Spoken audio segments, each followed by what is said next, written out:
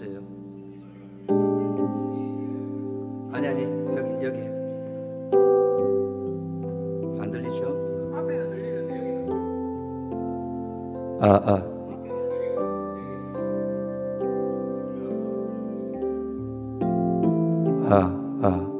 하나 둘 하나 둘 하나 둘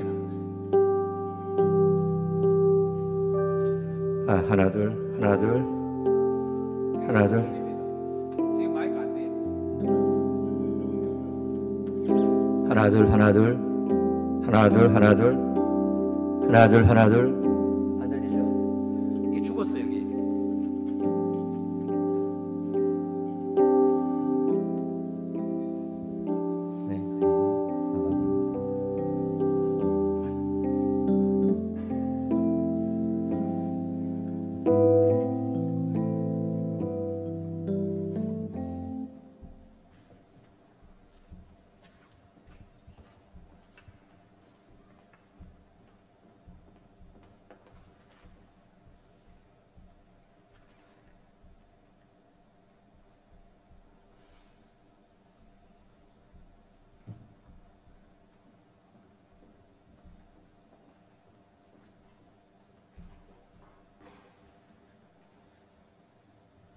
이 시간도 하나님께 찬양하고 영광 돌리며 예배로 나아가겠습니다. 주 품에 찬양하겠습니다.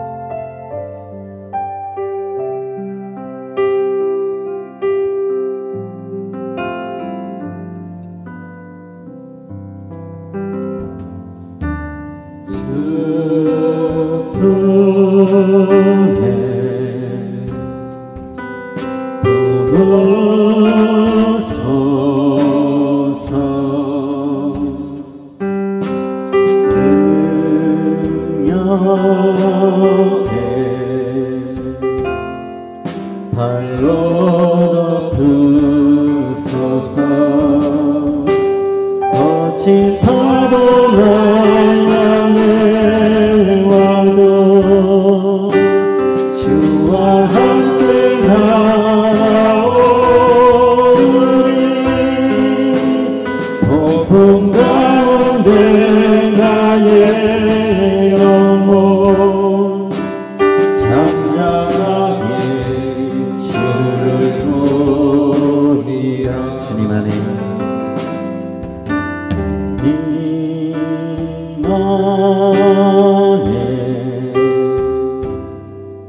나 거하리.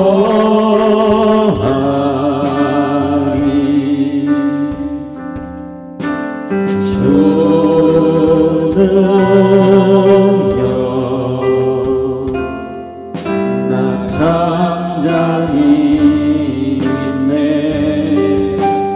거친 파도 날 향해 와도 주와 함께 날아오르니 폭풍 가운데 나의 영혼 잠잠하게 주를 보리. 주 품에 주 품에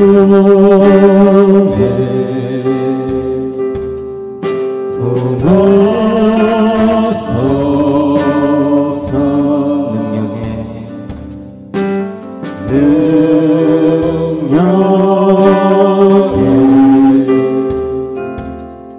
발로 덮으소서. 거친 파도 날 향해 와도 주와 함께 날아오르니 폭풍 가운데 나의 영혼 잠잠하게 주를 보리. 주님 안에 주님 안에 나 거하리.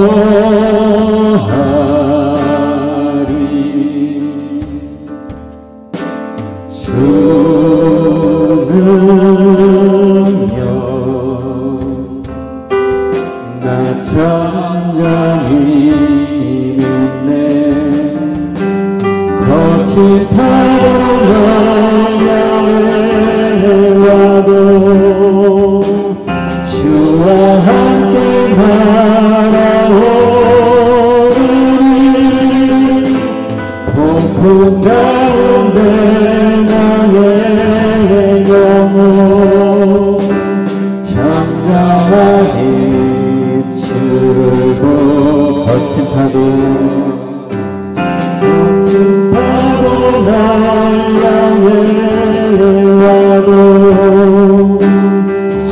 함께 날아오르니 폭풍 가운데 나의 영혼 잠잠하게 주를 거친 파도 날 향해 와도 주와 함께 날아오르니 폭풍 가운데 나의 영혼 잠잠하게 주를 거친 파도 거친 파도 날 향해 와도 주와 함께 날아오르니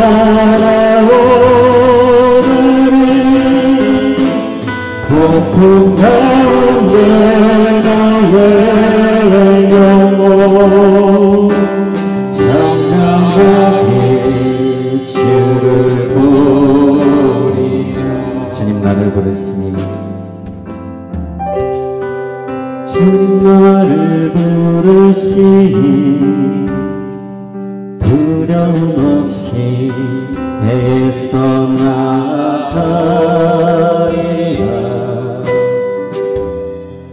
주님 나를 부르시니 주님 내게 오라시니 주님 보고 계시기에 주님 보고 계시기에 의심치 않고 바다를 걸어가리라. 주님 보고 계시기에 주님 여기 계시기에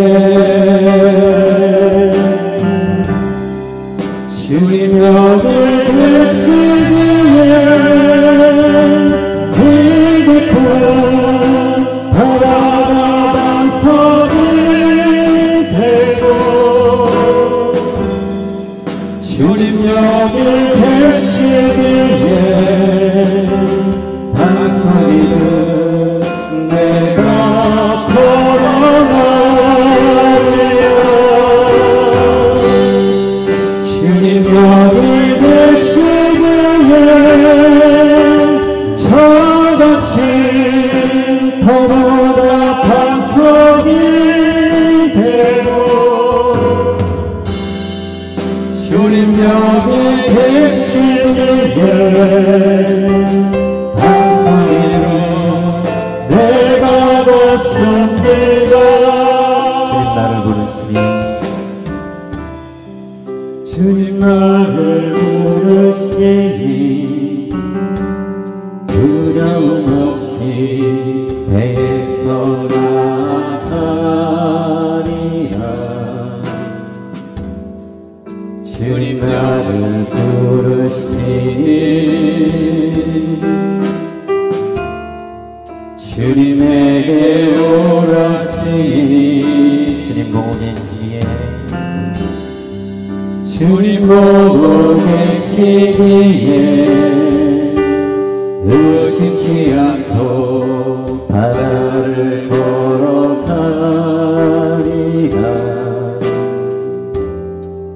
주님 보고 계시기에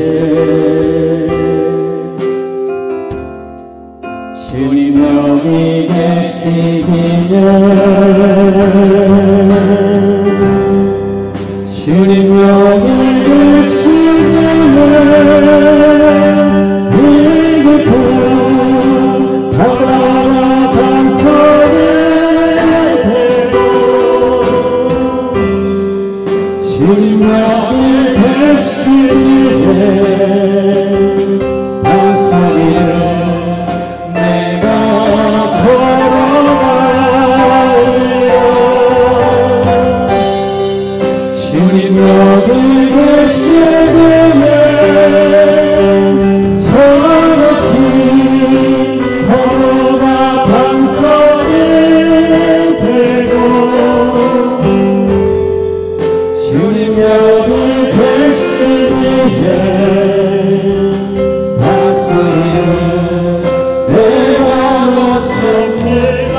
모두 같이 하겠습니다. 주님 여기 계시기에 주님 너를 부르시니 두려움 없이 애써 나아가리라.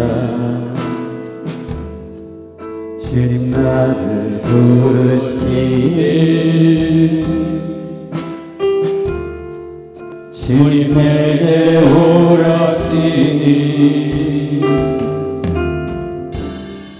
주님 보고 계시기에 의심치 않고 바다를 걸어가리라. 주님 보고 계시기에 주님 여기 계시기에 주님 여기 계시기에 이 깊은 바다가 반석이 되고 주님 여기 계시기에 밤소리를 내가 걸어가리라. 주님 여기 계시기에 저같이 파도가 반석이 되고 주님 여기 계시기에 밤소리를 내가 벗으니 주님 여기 계시기에 주님 여기 계시기에 내 깊은 바다가 반석이 되고 주님 여기 계시기에 반석이를 내가 걸어가리라. 주님 여기 계시기에 저같이 파도가 반석이 되고 주님 여기 계시기에 반석이를 내가 벗습니다. 아멘. 모두 자리에 앉으셔서 하나님의 경배를 드립니다. 왕이시나의 하나님,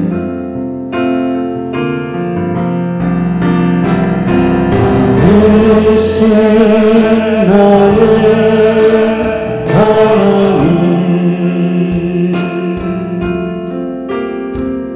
내가 주를 높이고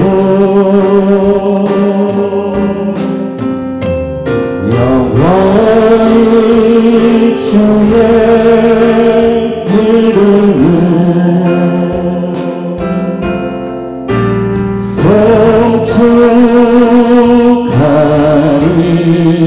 송축하리이다. 왕이신 나의 하나님, 왕이신 나의 하나님, 내가 주를 높이고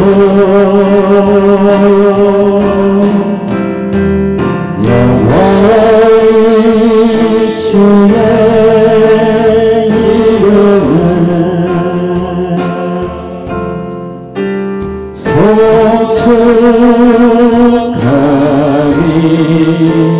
송축하리이다. 아버지께 참되게 예배하는 자들은 영과 진리로 예배할 때가 오나니 곧 이때라. 아버지께서는 자기에게 이렇게 예배하는 자들을 찾으시느니라. 하나님은 영이시니 예배하는 자가 영과 진리로 예배할지니라. 아멘. 다 함께 임재 찬양하시겠습니다.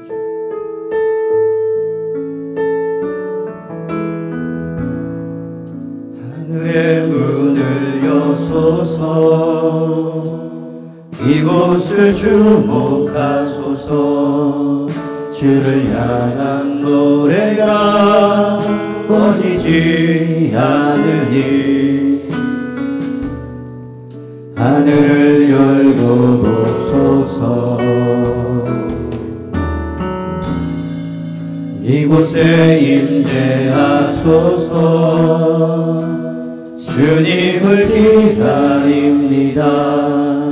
기도의 향기가 하늘에 닿으니 주여 임재하여 주소서. 이곳에 오셔서 이곳에 앉으소서. 이곳에서 드리는 예배를 받으소서. 주님의 이름이 주님의 이름만이 오직 주의 이름만 이곳에 있습니다. 이곳에 오셔서 이곳에 앉으소서. 이곳에서 드리는 예배를 받으소서. 주님의 이름이 주님의 이름만이 오직 주의 이름만 이곳에 있습니다. 다같이 세번역 사도신경으로 신앙 고백하도록 하겠습니다. 나는 전능하신 아버지 하나님, 천지의 창조주, 나는 그의 유일하신 아들 우리 주 예수 그리스도를 믿습니다. 그는 성령으로 잉태되어 동정녀 마리아에게서 나시고 본디오 빌라도에게 고난을 받아 십자가에 못 박혀 죽으시고 장사된 지 사흘 만에 죽은 자 가운데서 다시 살아나셨으며 하늘에 오르시어 전능하신 아버지 하나님 우편에 앉아 계시다가 거기로부터 살아있는 자와 죽은 자를 심판하러 오십니다. 나는 성령을 믿으며 거룩한 공교회와 성도의 교제와 죄를 용서받는 것과 몸의 부활과 영생을 믿습니다. 아멘. 교동문 47번 시편 105편 교독하겠습니다.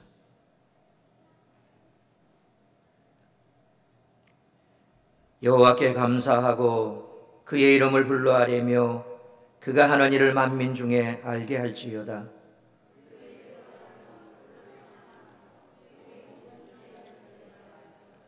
그의 거룩한 이름을 자랑하라. 여호와를 구하는 자들은 마음이 즐거울지로다.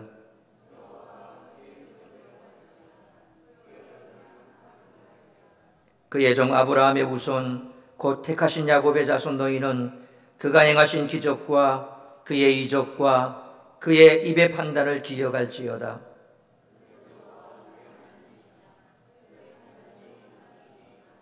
그는 그의 언약 곧 천대에 걸쳐 명령하신 말씀을 영원히 기억하셨으니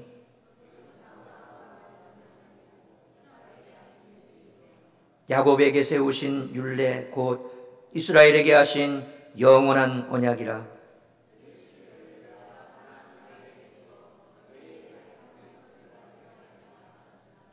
아멘. 자리에 앉으셔서 찬송가 21장 찬송하겠습니다.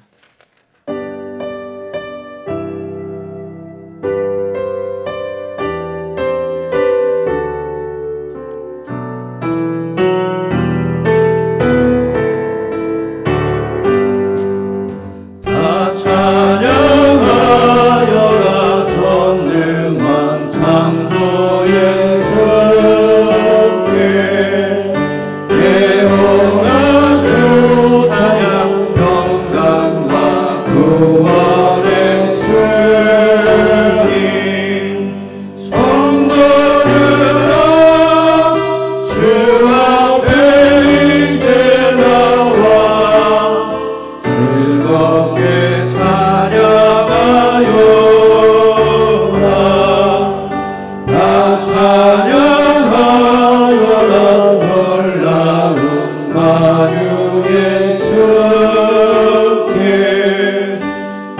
포근한 나의 믿음을 품어주시는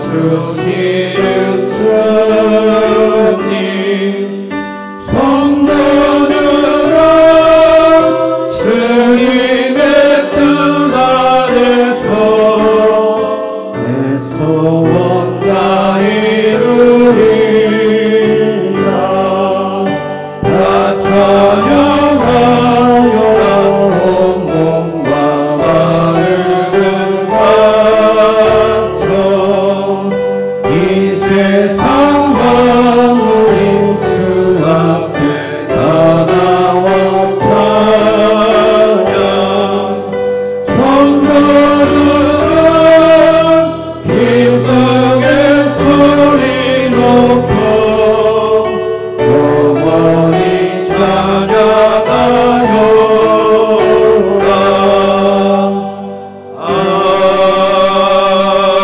아멘.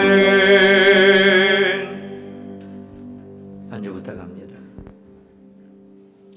한 주간 동안 우리를 지켜주신 하나님 앞에 먼저 감사의 기도를 드리기를 원합니다.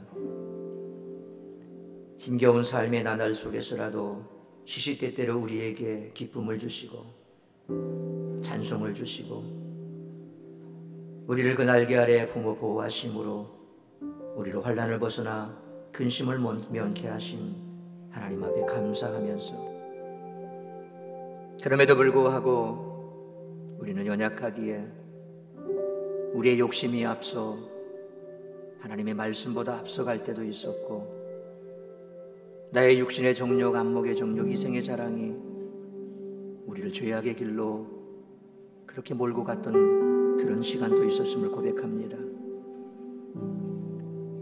그러나 오늘 우리는 주의 은혜의 보좌 앞에 나왔습니다. 그러므로 우리가 주님 앞에 우리의 모든 것 낱낱이 고할 때 우리의 상한 심령, 우리의 상처받은 심령 주님 만져주시고 치료하시고 회복시켜 주실 것이요, 죄악으로 가득한 우리의 심령 그리스도의 보혈로 씻어 깨끗게 하시며 오늘도 예배에 합당한 심령으로 거듭나게 할 줄로 믿습니다. 이 시간 이런 믿음으로 주님 앞에 우리의 한 주간의 삶을 내려놓고 감사와 회개와 그리고 오늘도 말씀으로 새롭게 되기를 간절히 소망하며 우리 합심으로 기도하겠습니다.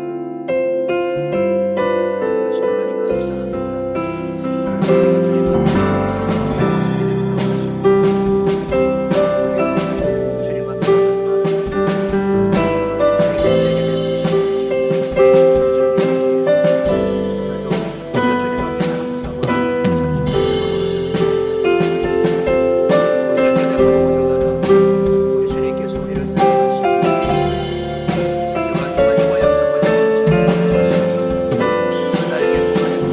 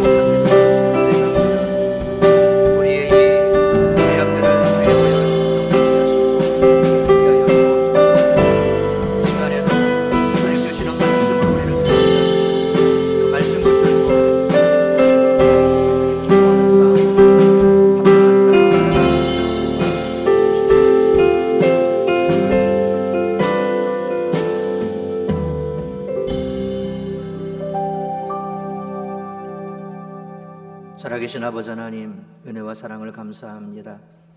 오늘도 한 주간의 삶을 뒤로하고 주님 앞에 나왔습니다. 우리가 주님 앞에 합당치 못한 것 이 시간 회개하오니 주의 보혈로 씻어 정결케 하시고 깨끗게 하시고 우리의 많은 죄악들을 다 사하여 주시옵소서. 그리함으로 오늘도 이 죄악 가지고 주님 앞에 설 수 없기에 주님의 보혈의 공로 피공로 의지하고 나온 우리 모든 성도들에게 한량없는 은혜와 은총 그 보혈로 우리를 씻어 깨끗게 하심으로 온전한 예배자로 서게 하여 주옵소서. 한 주간 동안 주님의 날개 아래 품어주심으로 우리가 여전히 주님 앞에 생명의 호흡이 있고 우리가 이 땅 가운데 삶을 살아갈 수 있음은 여전히 내게 주어진 사명이 있음을 압니다. 오늘도 내게 주신 그 사명 잘 감당하기 위해 말씀 향하여 나왔사오니 이 말씀 붙들고 승리하는 삶을 살아갈 수 있도록 성령 하나님 성령으로 충만케 하여 주시옵소서. 우리의 상한 심령, 병든 심령, 병든 육체 주님 피 묻은 손으로 안수하시고 만져주심에 회복되게 하시고 나음을 입게 하시고 오늘도 우리가 주님께서 주시는 이 귀한 복된 주일, 주님께서 주시는 그 사랑과 은혜와 축복 가득한 그런 생애를 살아갈 수 있는 말씀에 합당한 심령 될 수 있도록 붙드시고 인도하여 주옵소서. 허탄한 곳에 마음 빼앗기지 아니하도록 우리의 마음과 생각을 붙들어 주시고 예배의 시종을 주님께 의탁하오며 이 모든 말씀 우리 주 예수 그리스도의 이름으로 기도하옵나이다. 아멘. 교회 소식을 전해드리도록 하겠습니다. 이제 다음 주 특송이 있습니다. 제 딸 우리 찬미가 고등학교 졸업 동기들이 우리 성도님들에게 조그만 위로와 또 기쁨을 드리고자 방학을 맞이해서 내려와서 그들이 다음 주에 You Raise Me Up이라고 하는 그런 찬양으로 특송을 하게 됩니다. 다들 이제 음악을 하는 친구들이라서 성악과 기악으로 그렇게 하나님 앞에 영광을 올려드릴 터인데 베이스의 강종훈 군 서울대 2학년 재학 중이고 베이스의 홍진홍 군 한예종 2학년 재학 중이고 소프라노 조은서 양 부산대학교 2학년 재학 중이며 제 딸 찬미는 한예종 1학년에 재학 중입니다. 그래서 또 다음 주 특성으로 우리 위로를 받고 또 힘을 얻고 또 하나님 앞에 우리에게 주어진 사명 잘 감당하고자 결단하는 힘을 얻는 그런 시간 될 수 있기를 바랍니다. 새벽 예배, 수요 예배, 금요 기도회 여러분들 적극적인 참여를 바랍니다. 특별히 금요 기도회에 많이 참여해 주시길 바랍니다. 차량도 운행이 되오니 오셔서 함께 이 기도의 대열에 동참해 주시길 바랍니다. 1시간 합니다. 8시부터 9시까지 1시간이니까 회사 일 있으시면 마치고 오셔도 되고 또 가정에 하던 일들 잠깐 뒤로 하고 그렇게 오셔서 같이 교회를 위해서 여러분을 위해서 함께 부르짖어 기도하는 귀한 시간 될 수 있기를 바랍니다. 그래서 이런 새벽 예배, 수요 예배, 금요 기도회, 이런 공연 예배에 여러분들 적극적인 참여를 바랍니다. 또한 112 운동에도 적극적인 참여를 바랍니다. 각실 사용 후에 냉방기가 꺼졌는지 잘 확인해 주시길 바랍니다. 유초동부 여름 성경학교가 26일 토요일부터 27일 주일까지 3층 유초동부실에서 있습니다. 중고등부 여름 수련회는 29일 월요일부터 30일 수요일까지 감림산 기도원에서 있습니다. 특별히 우리 중고등부 수련회에 우리 자제분들 모두 다 보내주시길 바랍니다. 교회 상황이 조금 어렵다고 해서 여러분들 위축되지 마시고 우리의 소망은 바로 우리의 자녀들에게 있습니다. 여러분의 가정 형편이 어렵고 내 삶이 힘들다고 우리 자녀들 내뺏길 수 없지 않습니까? 저들이 사춘기 시절에 주님을 만나지 않으면 한평생 주님을 쫓아갈 수가 없습니다. 대학생 때 보십시오. 더 말 안 듣습니다. 지금 여러분이 고면하고 어쨌든 협박을 하든 으르든 달래든 보내셔야 됩니다. 그래서 이번 수련회를 통해서 우리 아이들이 예수님을 정말 다시 만날 수 있는 그런 귀한 시간이 되게끔 애써 주시길 바랍니다. 우리 홍보 영상 함께 보도록 하겠습니다.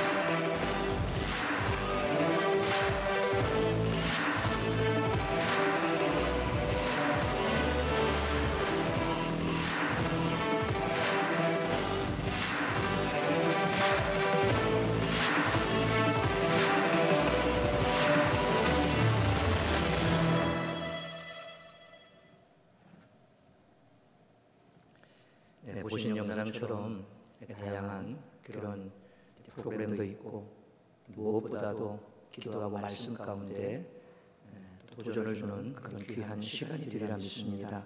혹 우리 교회 등록을 안 하셨다 할지라도 보내기를 원하시는 분은 사무실에 오셔서 말씀해 주시길 바랍니다.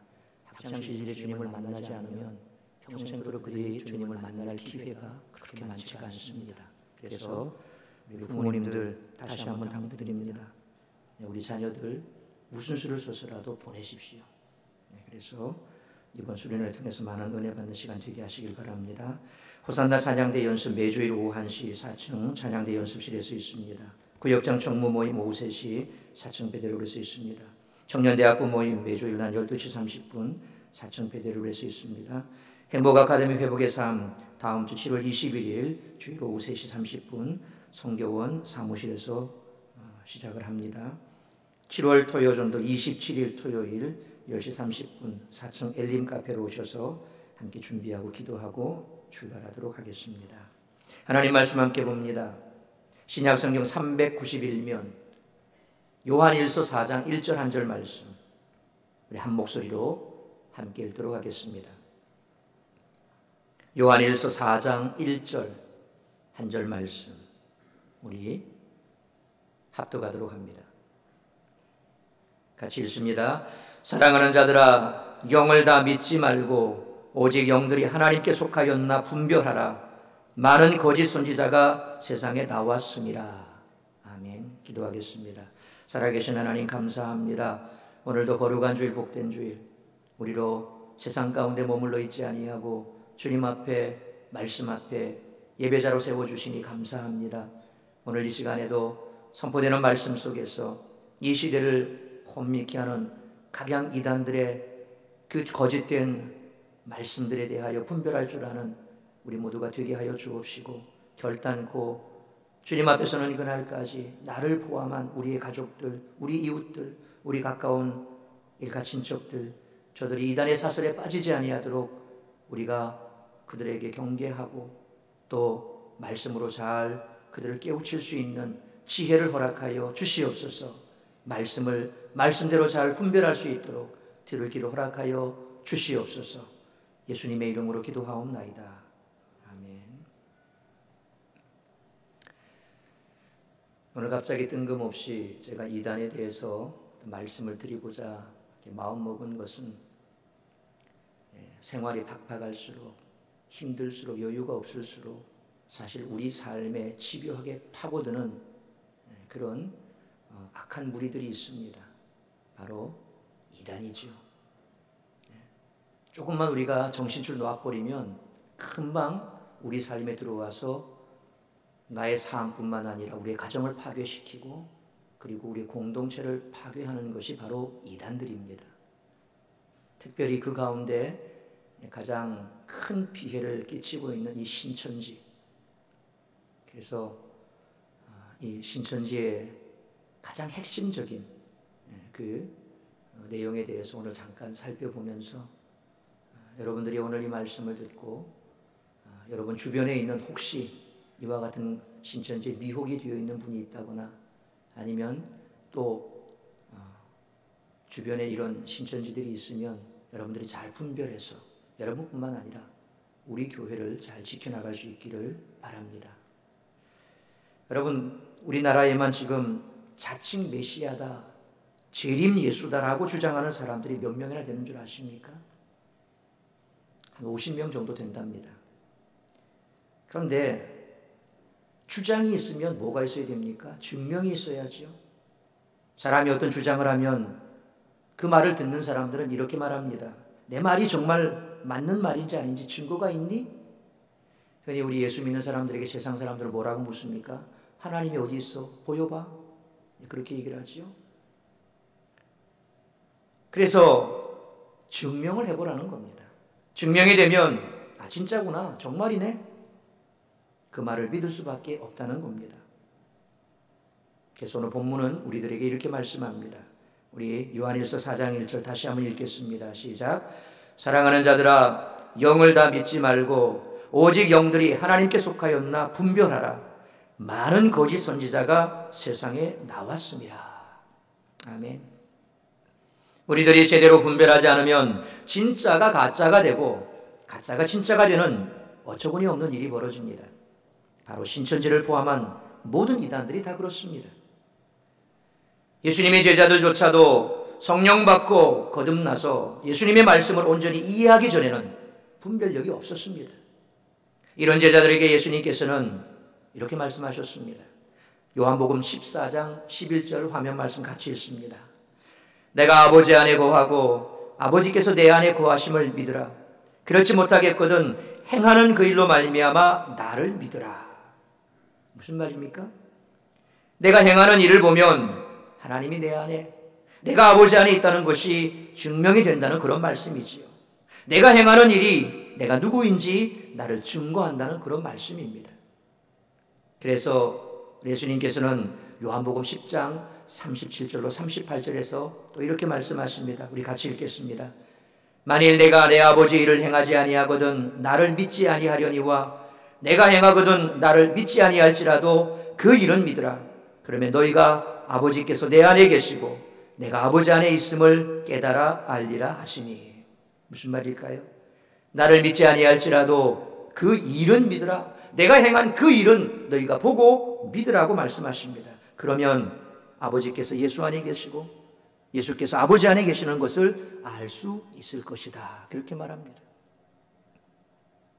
그런데 이제는 감추인 것이 없고 모든 것이 계시된 진리의 말씀 안에 있고 구원받았다고 하는 오늘날 많은 성도들과 목회자들이 왜 신천지 이단에 빠질까요? 소위 정통교회 다니던 교인들이 왜 이와 같은 이단에 미혹을 받고 있을까요? 모태신자요, 목회자의 자녀요, 장로요, 권사들과 심지어 목회자들까지도 가정을 버리고 왜 이단에 빠져들어가는 것일까요? 이유는 간단합니다. 성경 공부를 하다 보니까 그들이 가르치는 말씀이 맞아서 선택했다고 이구동성으로 그들은 말합니다. 그러면 정통교회가 주장하는 성경 해석이 틀렸다는 말이 되지요? 그렇다면 어떻게 이와 같은 결론에 그들은 이르게 된 것일까요? 한마디로 그들의 비유풀이의 함정에 빠졌기 때문입니다. 이 비유풀이의 끝에 가면 이만희, 정명석, 안상홍, 장길자 이들은 이 시대의 메시아, 보혜사 성령, 이긴 자로 둔갑하게 되어 있습니다. 이것이 가능한 것은 시대별 구원자라고 하는 주제를 가지고 성경을 끌어다 붙였기 때문에 그렇습니다. 그래서 JMS의 총재인 정명석, 그는 이것을 시대별 중심인물이라 그렇게 정의하고 있습니다. 이단들은 공통적으로 하나님은 각 시대마다 그 시대에 구원자를 세우셨다라고 주장을 합니다. 노아 시대에는 노아, 모세 시대에는 모세, 예수님 시대에는 예수를 믿어야 구원을 받을 수 있었다라고 하면서 말세에는 예수님을 대신하는 이 시대의 목자, 구원자, 중심인물이 따로 존재한다라고 하는 그런 교리입니다. 그들은 오직 예수님만으로 구원받고 다른 이름을 주신 일이 없다는 말도 결코 꺼내지 않습니다. 시대별 구원자로 아담, 노아, 아브라함, 모세, 예수 그리고 이 시대는 자기가 바로 그 구원자라고 말합니다. 이슬람 논리도 똑같습니다. 마호멧이 왜 이슬람 모슬렘들이 마호멧을 그렇게 추종합니까? 그들 성경 속에는 예수도 나옵니다. 아브라함도 나옵니다. 다 나옵니다. 그리고 그들을 선지자라 얘기를 합니다. 그러면서 그들은 마지막에 덧붙이는 말이 이 논리와 똑같습니다. 왜 그러면 마호멧이 위대한 선지자냐? 마지막 계시를 받은 자이기 때문에 그렇다는 거예요. 시대별 구원자와 똑같습니다. 다 이전에 있었던 선지자가 다 있지만 이 마지막 시대에 마지막으로 계시를 받은 자가 마호멧이다 라고 얘기를 합니다. 오늘 문선명이, 정명석, 안상홍, 이만희 마지막에 주장에 가보면 딱 그렇게 귀결이 됩니다. 내가 그다? 내가 보혜사다? 내가 재림 예수다? 그들은 그렇게 가죠. 사실 이단 교리는 거의 90%가 똑같습니다. 그럴 수밖에 없는 것이 이단 교주에 속했던 사람들이 나중에 거기서 떨어져 나와서 또 다른 이단을 만들어내기 때문에 그렇습니다. 그리고 이 시대별 구원자라고 하는 것은 치명적인 거짓말입니다. 어처구니가 없는 말도 안 되는 소리죠. 여러분, 사도행전 4장 12절에 뭐라고 말씀합니까? 우리 같이 읽습니다. 다른 이로서는 구원을 받을 수 없나니 천하 사람 중에 구원을 받을 만한 다른 이름을 우리에게 주신 일이 없음이라 하였더라. 정녕 그들이 성경을 믿고 따른다면 왜 이 말씀은 빼먹고 있을까? 디모데전서 2장 5절로 6절 말씀 같이 읽습니다. 하나님은 한 분이시요 또 하나님과 사람 사이의 중보자도 한 분이시니 곧 사람이신 그리스도 예수라. 그가 모든 사람을 위하여 자기를 대속물로 주셨으니 기약이 이르러 주신 증거니라. 기약이 이르러 주신 증거인 예수 그리스도만이 오직 하나님과 사람 사이 중보자 단 한 분 예수 그리스도다. 그분만 하나님께서 우리에게 구원자로 주셨다. 성경은 분명히 말씀합니다. 여러분, 90살이 다 되어가는 이만희가 죽으면 또 다음 시대의 구원자는 누가 될까요? 내 자녀들은 누구를 믿어야 구원을 받고 내 손자들은 또 어떤 구원자를 믿어야 하겠습니까? 여러분, 하나님은 각 시대마다 그 시대의 구원자를 세우셨다라고 한다면 구원자는 길어도 50년마다 바뀝니다. 그렇다면 예수님이 이 땅에 오신 이후 2019년 동안 100년을 기준으로 시대마다 구원자가 바뀌었다라고 한다면 그 구원자는 200명 정도 돼야 됩니다. 50년마다 바뀌었다라고 한다면 400명의 구원자가 나타나야 합니다. 그것도 한국에만 구원자가 있어야 되는 게 아니지요. 아프리카 사람들, 유럽 사람들, 아시아의 각종 나라 사람들, 하나님께서 그들은 다 버렸습니까? 오직 한국에만 있습니까? 그렇게 친다면 이만희를 모르는 사람들은 하나님이 다 버리신 겁니까? 우리들이 조금만 정신 차리고 들어보면 완전히 성경에서 벗어난 그런 소리인 줄 왜 모를까요? 이유는 간단합니다. 성경을 모르기 때문에 그렇습니다. 우리들이 정신을 차려야 됩니다. 오늘 저는 신천지가 가르치는 내용이 무엇인지, 어떻게 성도들을 미혹하는지에 대해 말씀을 드리고자 합니다. 그래서 세상을 어지럽히고 가정을 파괴하고 한 사람의 삶을 파괴하는 신천지에 빠지는 일이 없어야 할 뿐만 아니라 신천지 이단이 결코 우리 교회에 발붙이지 못하도록 경계하시기를 축원합니다. 아멘. 혹시 여기 신천지 계십니까? 듣고 이제 노선을 바꾸시기 바랍니다. 잘 들어보십시오. 오늘 말씀을 통해서 신천지들이 성경을 해석하는 방법이 얼마나 유치하고 어리석고 무지한가를 깨닫게 되면 결코 신천지의 거짓말에 속지 않게 될 겁니다. 신천지는 모든 성경은 짝이 있다라고 말합니다. 그들의 논리의 가장 밑바탕이 되는 그것이 바로 이 말입니다. 짝이 있다. 신약과 구약이 짝을 이루듯이 예언과 성취가 있다라고 말합니다. 그러면서 그들이 인용하는 말씀이 있지요. 구약의 이사야 34장 16절 말씀, 우리 같이 읽겠습니다. 너희는 여호와의 책에서 찾아 읽어보라. 이것들 가운데서 빠진 것이 하나도 없고 제 짝이 없는 것이 없으리니 이는 여호와의 입이 이를 명령하셨고 그의 영이 이것들을 모으셨음이라. 자, 여러분, 여기서 이 한 구절만 띄워놓고 보면 여기 나온 이것들이라는 지시대명사, 그리고 그 밑에 제 짝이 없는 것이 없으리니, 그러면서 마지막에 이것들을 모으셨음이라.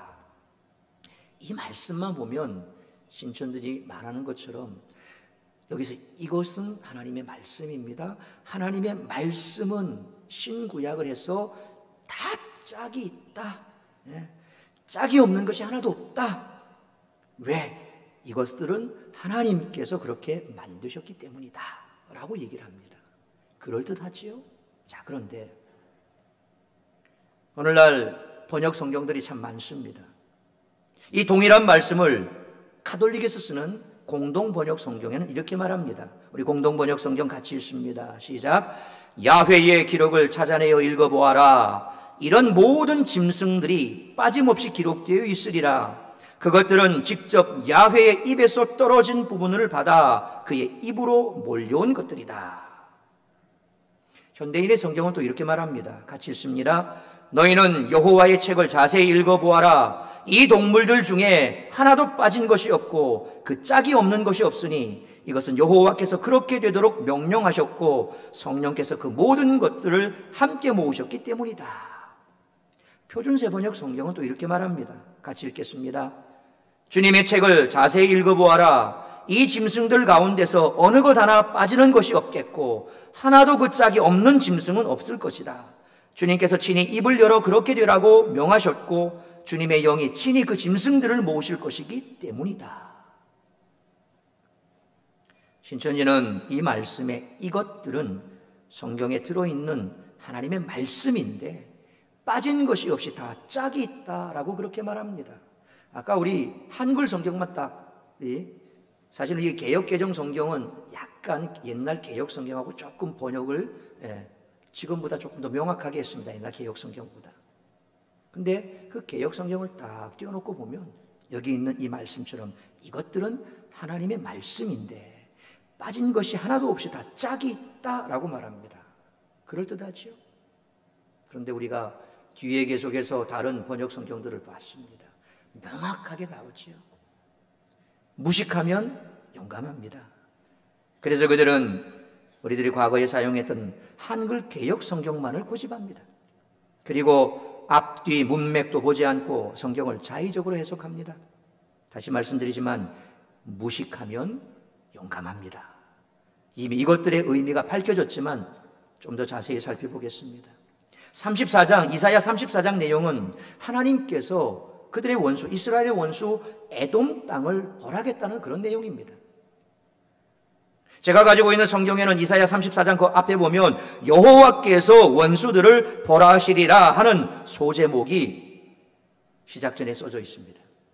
그래서 그 땅은 불로 밤낮 연기가 끊임없이 떠올라 황무하게 된다는 그런 말씀입니다. 그 땅에 사람들 대신해서 당아새, 고슴도치, 부엉이와 까마귀, 이름 모를 들짐승, 이리, 순념소 이런 짐승들이 그 땅을 차지하게 될 거라는 말입니다. 그러니까 이스라엘을 괴롭혔던 에돔이 하나님의 진노와 심판을 받아서 다 사라져 없어져 버리고 그곳에 사람이 아닌 짐승들이 거기 안에 거하게 된다라는 거지요. 그런데 이 짐승들은 다 짝을 이루어서 거기에 모여 살게 될 것이다. 누가 그렇게 만들었다고요? 하나님께서 그들을 이끌었다라고 말씀하는 겁니다. 완전히 말씀이 다르지요.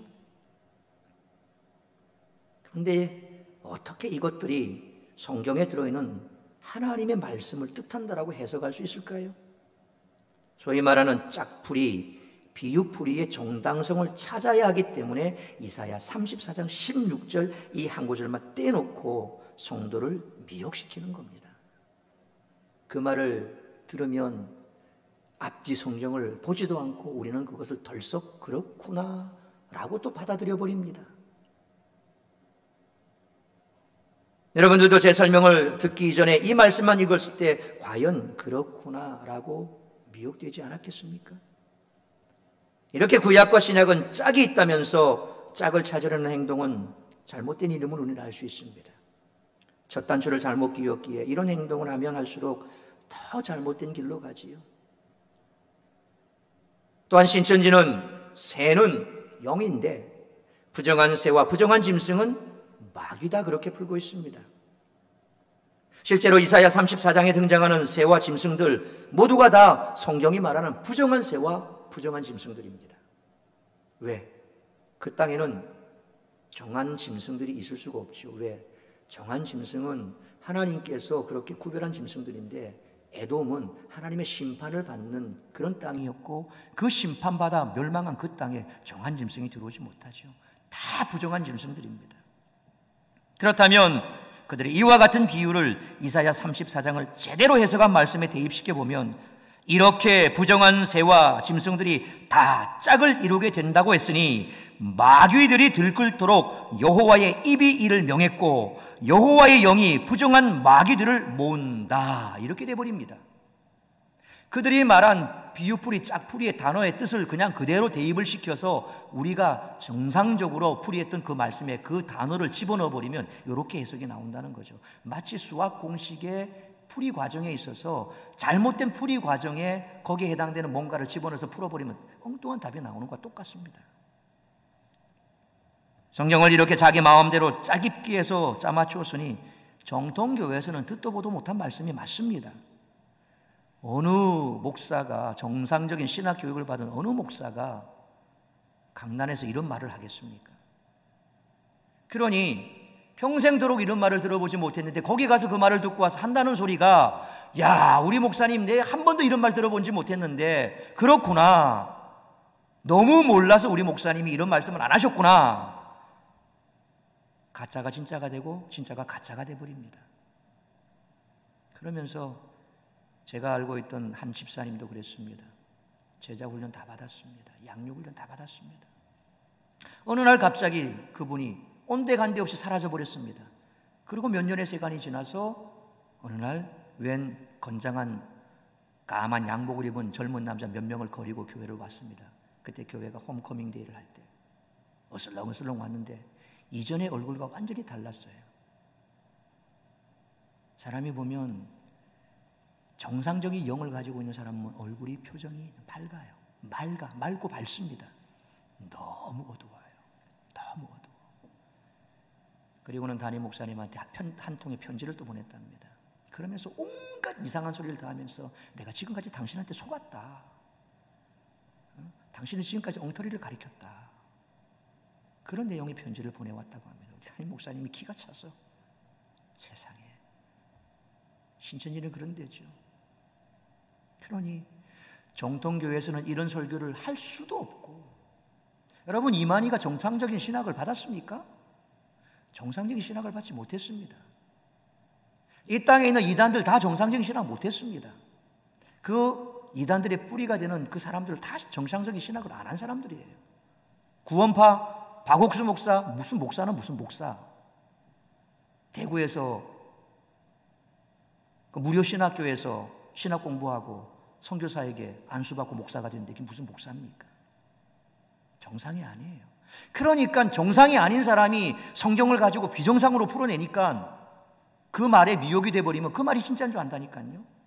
그러고 와서, 야, 나 우리 목사님한테 이런 설교 한 번도 들어보지 못했다. 대단하다. 대단하지요. 여러분 어릴 때 그런 얘기도 많이 하죠. 원숭이 똥구멍은 빨개, 빨간 것은 사과, 사과는 맛있어 맛있는 건 바나나, 바나나는 길어, 긴 것은 기차, 기차는 빨라, 빠른 것은 비행기, 비행기는 높아, 높은 것은 백두산. 자, 그러면 원숭이 똥구멍은 빨갛는데 마지막 가면 백두산하고 똑같아집니다. 원숭이 똥구멍은 백두산이 됩니다. 말이 됩니까? 말이 안 되죠. 왜 원숭이 똥구멍이 백두산입니까? 근데 시작이 원숭이 똥구멍은 빨갛는데 그 빨간 것은 사과야. 사과는 맛있어 맛있는 건 바나나야. 쭉 가다 보니까 마지막에 빠른 것은 비행기, 비행기는 높아, 높은 것은 백두산. 그러니까 원숭이 똥구멍과 백두산이 딱 이치되는 거야. 이꼴 되는 거예요. 신천지가 풀어가는 게 이거잖아요. 그렇죠? 원숭이 똥구멍은 백두산이야. 네. 계속해서 이런 식으로 그들은 풀어가는 겁니다. 여러분 옛날에 어떤 시골 마을에 참 어리석은 선비 하나가 살고 있었어요. 신부는 양반인데 생각이 좀 모자라다 보니까 나이가 들수록 사람들한테 업신여김을 당했습니다. 자기도 아무리 생각해봐도 참 자기 꼴이 한심해 보였지요.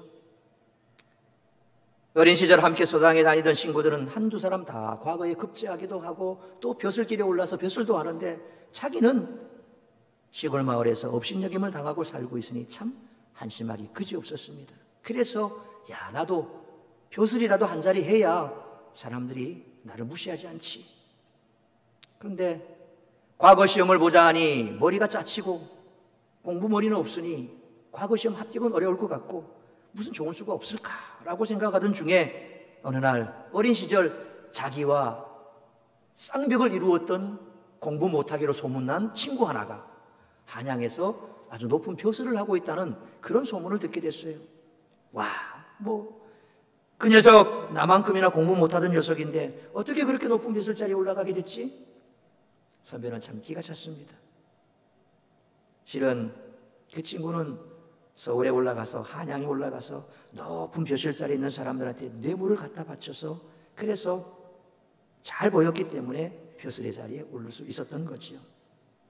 이 내막도 모르는 그 어리석은 선비는 친구를 찾아가서 자기도 벼슬 자리에 오를 수 있는 비결이 뭔지 가르쳐달라고 물어봐야 되겠다 하고 한양을 찾아갔습니다.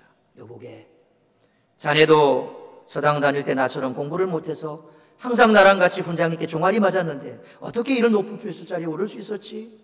제발 좀 가르쳐주게. 그 말을 들은 동무가 껄껄껄 웃으면서 벼슬? 그거 별로 어려운 건 아니야. 한양에서 한 3년만 뒹굴면 벼슬길이 보일 걸세.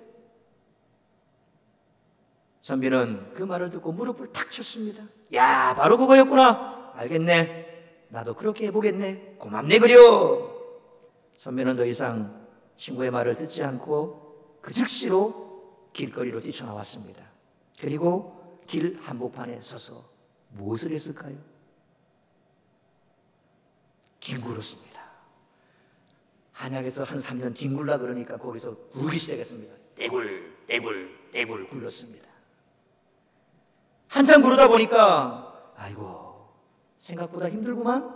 하지만 벼슬이 생긴다는데 야 떼굴 굴렀습니다. 지나가는 사람들이 쳐다봅니다. 아이고 멀쩡하게 생긴 젊은이가 미쳤구나. 글쎄 말이야, 한양에는 별 희한한 미친 사람들도 많아. 그럼에도 불구하고 선비는 멈추지 않고 떼굴 굴렀습니다. 3년만 뒹굴면 된다 그랬지. 그래, 떼굴 나도 3년 한번 굴러보자. 여러분, 여기서 뒹굴다라는 말은 그렇게 몸으로 뒹굴으란 말입니까? 아니잖아요. 한양에 살면서 이것저것 경험하고 더럽게 보면 자네도 벼슬길이 눈에 보일 거야, 뭐 이런 얘기죠. 그런데 이 어리석은 선비는 뒹굴라 그러니까 그냥 거기서 길거리에서 뒹굴고 있었습니다. 신천지가 성경을 해석하는 방법이 바로 이와 같다는 겁니다.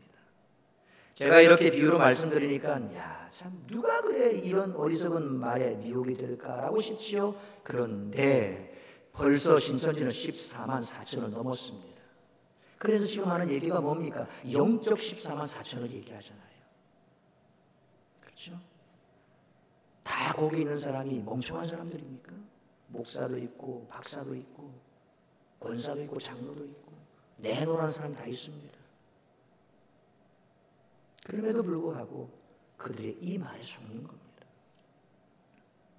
이처럼 어떤 단어의 뜻을 제대로 이해하려면 문장과 문맥과 연관된 전체 내용 속에서 이해할 줄 알아야 엉뚱한 착각에 빠지지 않습니다. 여러분, 가령 누군가가 여러분 손에다가 주수병을 하나, 야 이거 주수병 한번 들어봐. 네, 여러분 주수병을 들었습니다. 너 병 들었으니까 병원 가야 돼. 말이 됩니까? 또 이런 말을 합니다. 어린이는 나라의 보물이야, 보배야. 보물은 금은방에 팔 수 있어. 그러니까 어린이는 금은방에 팔아야 돼. 말이 됩니까? 얼마나 바보 같은 해석입니까? 근데 이것은 바보 같은 해석인 줄 알면서도 그들이 얘기하는 그 뒤풀이 짝풀이는 전혀 이상이 없는 걸로 생각을 합니다. 한번 보십시다. 누가복음 8장 11절에 이런 말씀이 있습니다. 같이 읽습니다. 시작. 이 비유는 이러하니라. 씨는 하나님의 말씀이요. 베드로전서 1장 23절에도 이렇게 말합니다. 같이 읽습니다. 너희가 거듭난 것은 썩어질 씨로 된 것이 아니요 썩지 아니할 씨로 된 것이니 살아있고 항상 있는 하나님의 말씀으로 되었느니라. 자, 여러분, 누가복음 8장 11절, 베드로전서 1장 23절, 여기에 비유한 씨는 뭡니까? 말씀입니다. 말씀. 자, 그런데 모든 씨가 다 말씀이라고 하면 됩니까? 안 됩니까? 창세기 1장 11절로 12절 말씀. 창세기 1장 11절로 12절 말씀 같이 읽습니다. 시작. 하나님이 이르시되 땅의 풀과 씨 맺는 채소와 각기 종류대로 씨 가진 열매 맺는 나무를 내라 하시니 그대로 되어 땅이 풀과 각기 종류대로 씨 맺는 채소와 각기 종류대로 씨 가진 열매 맺는 나무를 내니 하나님이 보시기에 좋았더라. 여러분, 만일 여기서 씨가 말씀이라고 한다면 말씀을 맺는 채소와 말씀을 가진 열매 맺는 나무, 그것을 하나님이 만드셨다라고 하는데 말이 안 되는 내용이지요. 여기서는 씨는 그냥 씨입니다. 또한 요한복음 7장 42절에 이렇게 말씀합니다. 우리 같이 읽습니다. 성경에 이르기를 그리스도는 다윗의 씨로 또 다윗에 살던 마을 베들레헴에서 나오리라 하지 아니하였느냐 하며, 그럼 여기서 씨는 뭡니까? 또 후손이죠. 다윗의 씨, 다윗의 후손. 그러니까 정상적인 그냥 씨앗이 있고 말씀이라는 의미가 있고 이처럼 후손의 의미도 있습니다, 성경에는. 그런데 이것을 그들이 말하는 대로 말씀이라고 해석하면 다윗의 말씀으로 그리스도는 다윗이 살던 마을 베들레헴에서 나온다. 다윗의 말씀으로 예수께서 베들레헴에서 나왔다. 이게 말이 됩니까? 엉터리 해석이 되죠. 마태복음 13장에 여러 비유가 나옵니다. 여기 씨는 여러 가지로 나옵니다. 씨라는 말 대신에 무조건 말씀을 대입시키면 말과 내용이 이상해집니다. 그러니까 그들은 그런 몇 가지를 끄집어내서 자기들이 하고 싶은 말에 그냥 인위적으로 대입시켜서 그걸 공식화시켜버립니다. 아까 얘기했죠? 원숭이 똥구멍은 빨갛는데 원숭이 똥구멍은 나중에 뭐가 같아집니까? 백두산과 같아져 버립니다. 결국 처음에 이렇게 시작했는데 나중에 가보면 이만희가 툭 튀어나옵니다. 자기가 제일 미수가 돼버립니다. 말도 안 되는 거죠. 교주 이만희는 자기가 하나님으로부터 계시를 받아서 먹었다라는 그 책이 바로 1952년에 번역된 개역성경의 요한계시록이다. 그래서 그들 성도들에게 내가 그때 받아 먹었던 그 계시록의 말씀이 기록된 이 성경, 개역성경만 봐. 이렇게 되는 거예요. 그래서 그들은 지금도 개역개정이 아닌 개역성경만 봅니다. 혹 옆에 계시면 성경 한번 들춰보세요. 이게 개역성경인가 개역개정인가. 또 다음에 컵나무도 성경도 안 들고 온대. 들킬까 싶어갖고. 요즘은 교회에서 다 띄워주니까 뭐 성경도 안 들고 오죠. 그러니 알 길이 없어. 옛날에는 그래도 다 들고 왔는데 이제 알 길이 없어. 아예 안 들고 오니까. 그런데 주변에 계시면 혹시 의심스러우면 가서 보십시오. 성경책 뭔가. 요거 들고 계속 보고 있으면 이거 아니면 이거는 개역개정입니다. 개역성경 보고 있으면 이상한 사람입니다. 아직도 그거 보고 있으면 왜? 그렇게 자기들이 가르치기 때문에.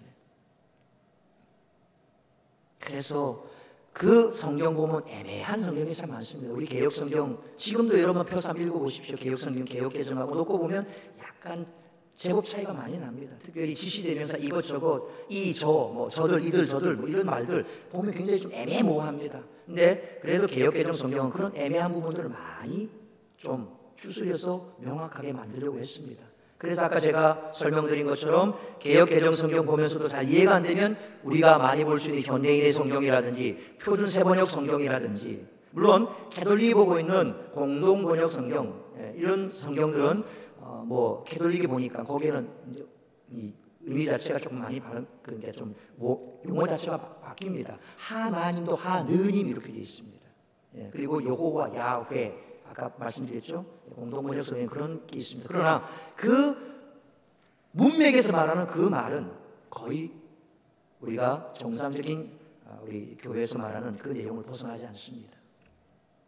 그래서 뭔가 내가 좀 잘 모르겠다 싶으면 그런 번역 성경을 놓고 비교해서 읽어보시면 금방 의미가 오지요. 그러니까 신천지들이 배운 말씀은 정통교회에서 가르치는 말씀과 다를 수밖에 없다는 겁니다. 다시 한번 봅시다. 이사야 34장 16절 말씀 같이 읽습니다. 시작. 너희는 여호와의 책을 자세히 읽어보라. 이것들이 하나도 빠진 것이 없고 하나도 그 짝이 없는 것이 없으리니 이는 여호와의 입이 이를 명하셨고 그의 신이 이것들을 모으셨습니다. 여기 색깔이 다르게 나와 있는 그 부분 그것만 읽어보면 성경에 짝이 있는 것처럼 착각할 수 있다고 말씀드렸습니다. 그래서 신천지들은 이 구절을 근거로 해서 하나님의 말씀에는 짝이 있다. 그 짝을 찾아 맞추어야 비밀을 알 수 있고 구원을 이룰 수 있다라고 얘기를 합니다. 화면에 보시면 이만희 교주가 지은 성도와 천국 26쪽에 이렇게 말합니다. 신약과 구약에 그 짝이 있고 신약과 구약에 그 짝이 있고 성경을 배우지는 못한 사람이 책을 썼다니까 참 기가 막힐 노릇입니다. 자기가 썼는지 뭔지 모르겠지만 어쨌든 짝이 있다 그랬습니다.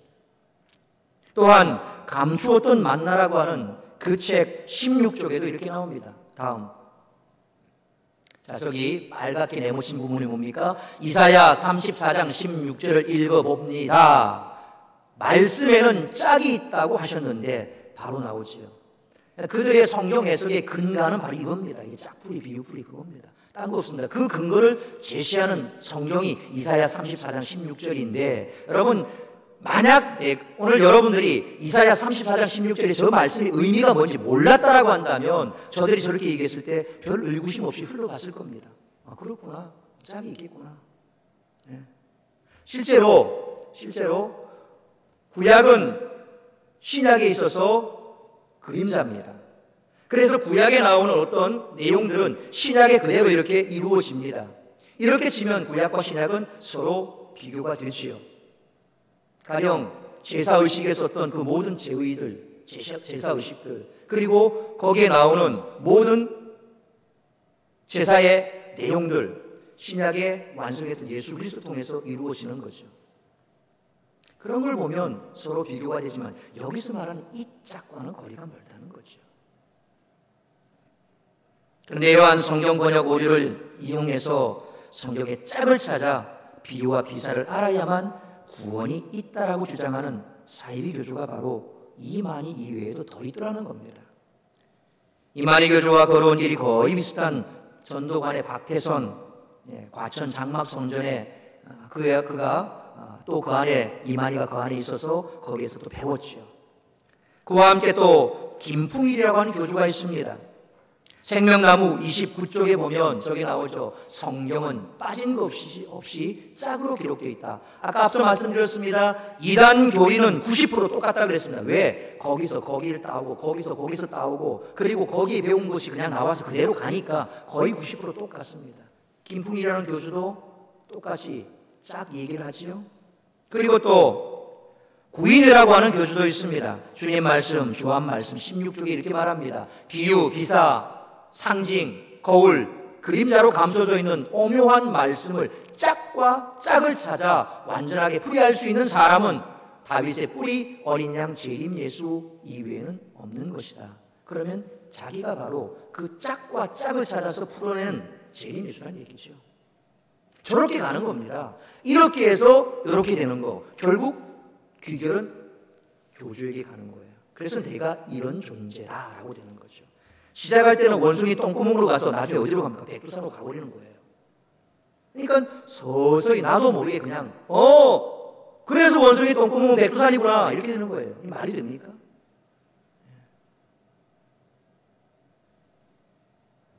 그들의 무지하고 거짓된 이 성경 번역에 속은 그 사람들의 삶은 과연 어떨까요?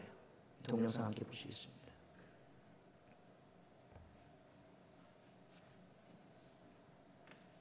신천지요.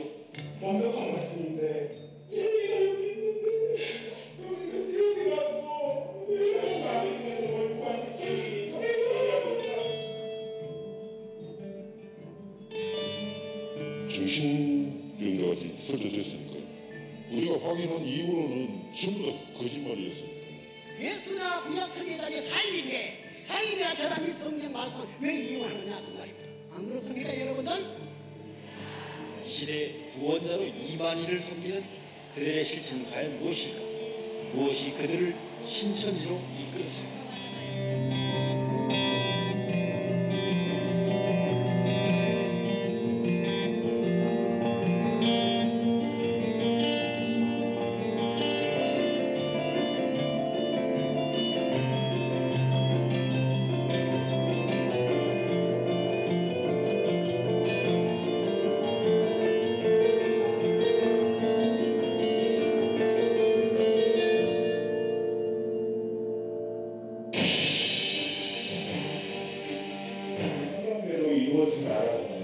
신천지요.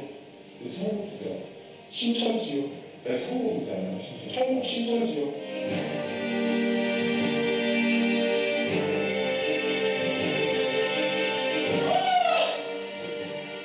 하나님이 한 나라 최고에 가서 역사하셨지요.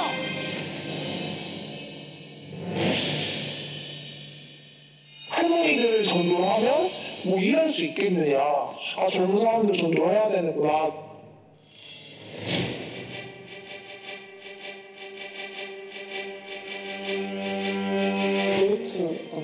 신천지들이 휴학 하신 거예요. 막 돌려서 어쨌든 결과물은 네가 휴학을 해라 해요. 근데 절대 입 밖으로 휴학하라는 소리는 안 해. 걔가 직책을 맡다 보면 수상하고 채워야지.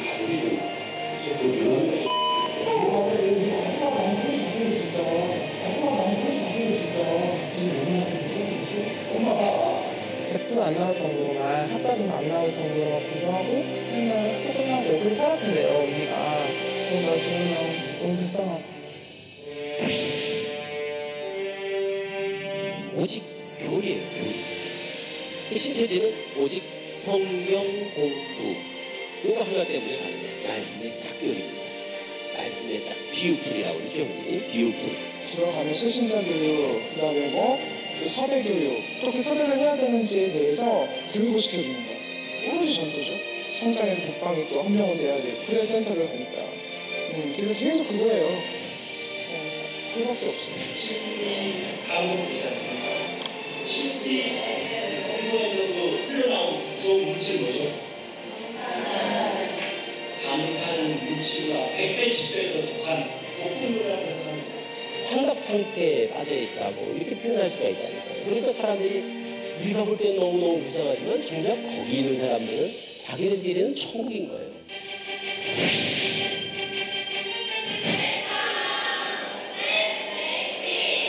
저희한테 사전에 허가를 받거나 한 내용은 없어요. 원칙적으로 그런 식의 이벤트를 못하게 돼 있어요. 우리 다 같이 당시에 할 것입니다. 종교계 통합을 위해서 신천지가 있는 한국으로 온다. 해외 지도자들 기망을 당한 것입니다.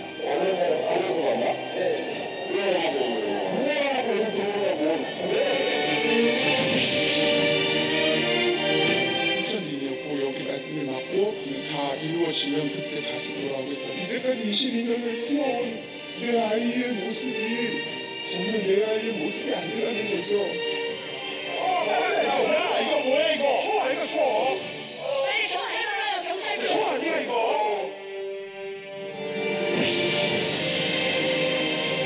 그 책장에서 책장하는데 우리 전도 대상자 요새 이름이 있으니까 이 피박자 시험을 여러분 영생 되시십니까?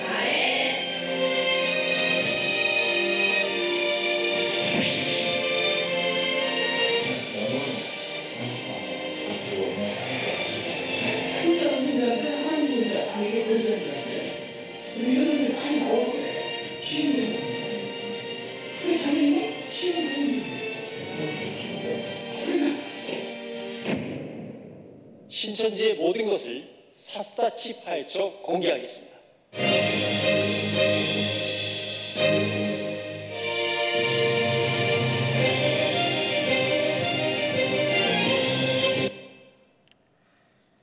사랑하는 성도 여러분, 성경은 비밀스러운 책이 아닙니다.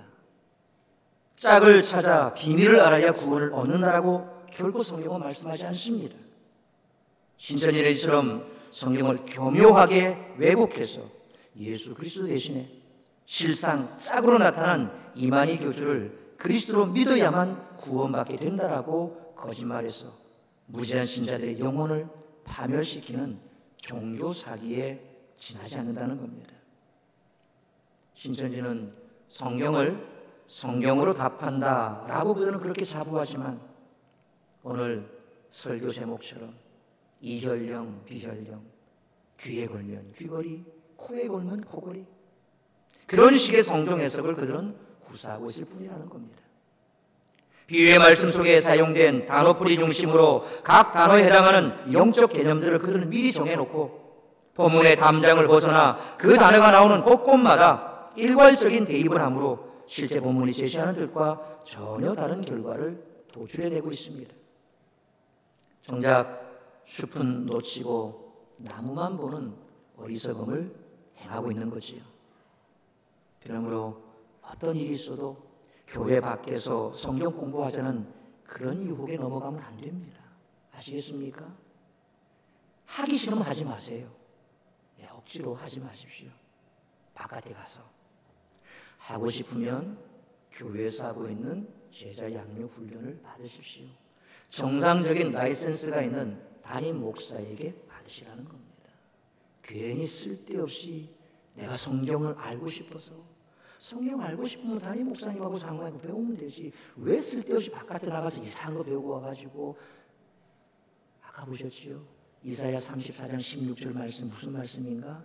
그들이 근거로 삼고 있는 그 말씀 하나조차도 제대로 해석이 되지 아니하고 그 말씀은 전혀 그런 뜻이 아닌데 그거 갖고 와서 이제 그들의 논리의 시작을 펼치고 있으니 시작부터 잘못된 곳에 우리는 속고 있다는 겁니다. 그래서 결코 여러분들이 교회 밖에서 성경 공부하자는 유혹에 넘어가지 말고, 심지어 가족이 권유한다 할지라도 넘어가지 마시고 교회에서 하는 양육훈련, 제자훈련을 받으시며 공예배에 잘 참석함으로 여러분뿐만 아니라 여러분의 가족들, 여러분의 가까운 이웃 친척들, 그분들조차라도 이런 신천지에 미혹되지 않도록 여러분들이 잘 그들에게 경계할 수 있는 그런 우리 모두가 되시기를 축원합니다. 기도하겠습니다. 거룩하신 하나님 감사합니다. 참으로 세상을 미혹하는 이 약한 영들, 그러면서도 그들은 성경을 교묘하게 이용을 해서 오히려 하나님의 말씀을 훼손시키고 우리의 구원자 예수 그리스도가 아닌 그들의 교주를 믿게 하는 이런 행악을 저지르고 있음에도 불구하고 말씀에 무지하기에, 또한 우리가 말씀에 무지할 때 그들의 논리가 진짜인지 가짜인지 품절조차 하지 못하고 결국 그 논리에 빠져들어가는 어리석음을 범하는 자들이 얼마나 많은지 모릅니다. 그러므로 나는 괜찮아가 아니라 나도 그럴 수 있기에 교회 밖에서 하는 어떤 성경 공부나 활동이 아닌 교회 안에서 정상적인 그런 제자 양육 훈련을 받고 예배에 잘 참석해서 우리의 가정을 지키고 내 삶을 지키고 교회를 지키고 우리의 이웃과 우리 가족들을 지켜나가는 우리 모두가 되게 하여 주옵소서. 예수님의 이름으로 기도하옵나이다. 아멘. 찬송가 200장 찬송하시면서 준비하신 예물 하나님 앞에 드리겠습니다.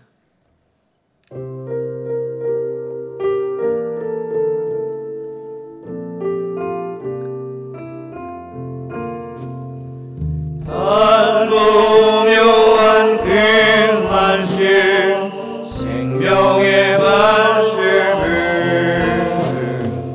귀한 그 말씀 진실로 생명의 말씀이 나의 길과 믿음 밝히 보여주니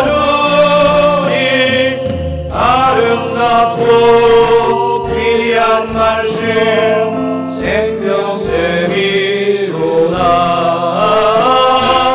아름답고 귀한 말씀 생명샘이로다. 귀한 주님의 말씀은 내 노래 되도다. 모든 사람을 살리는 생명의 말씀을 앞도치마다 생명길을 가니 아름답고 귀한 말씀 생명샘이로다. 아름답고 귀한 말씀 생명샘이로다. 널리 울리어 퍼지는 생명의 말씀을 마음의 용서와 평안을 골고루 주나니 강한 예수 말씀 득도를 받는 아름답고 귀한 말씀 생명샘이로다. 아름답고 귀한 말씀 생명샘이로다.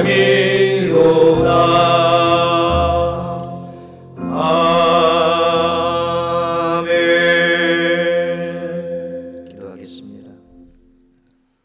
오늘도 우리를 불러 귀한 주의 존전에 모여 예배하게 하시고 거룩한 주일, 복된 주일, 하나님의 말씀으로 우리를 다시금 굳세게 하시니 감사합니다. 오늘도 주의 말씀 향하여 달려나올 때 빈손으로 오지 아니하고 귀한 예물 올려드립니다. 바치는 손길 저들의 삶의 형편 저지를 하시는 주님께서 저들의 가정과 직장과 생업과 사업장 위에 복의 복을 더하시고 앞서 행하시고 날마다 주님 주시는 축복이 가득한 복된 삶을 살아가게 하시고 이 물질이 쓰이는 곳마다 주의 영광만이 나타날 수 있도록 은혜 내려 주옵소서. 이 모든 말씀 우리 주 예수 그리스도의 이름으로 축복하며 기도하옵나이다. 아멘. 오늘 등록하신 우리 성도님 계십니다.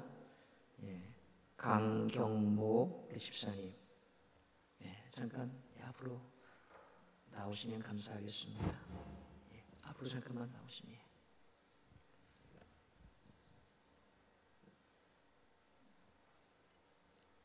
뒤로 서시면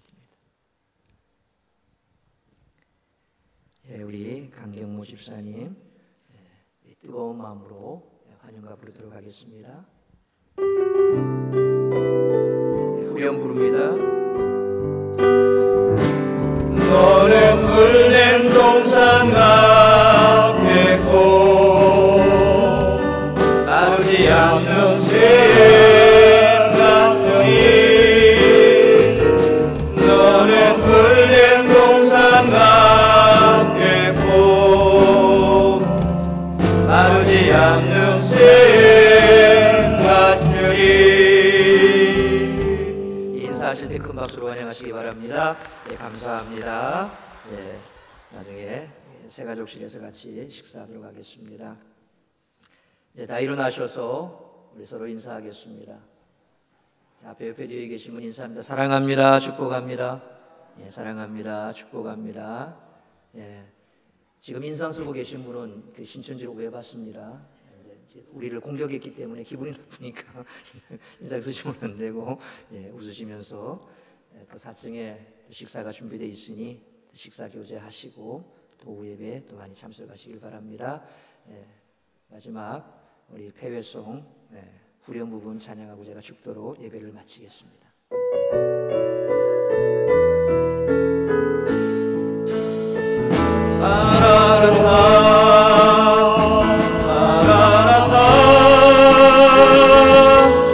아멘. 주 예수여 오시옵소서.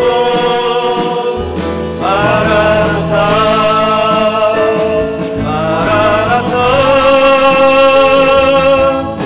아멘. 주 예수여 오시옵소서.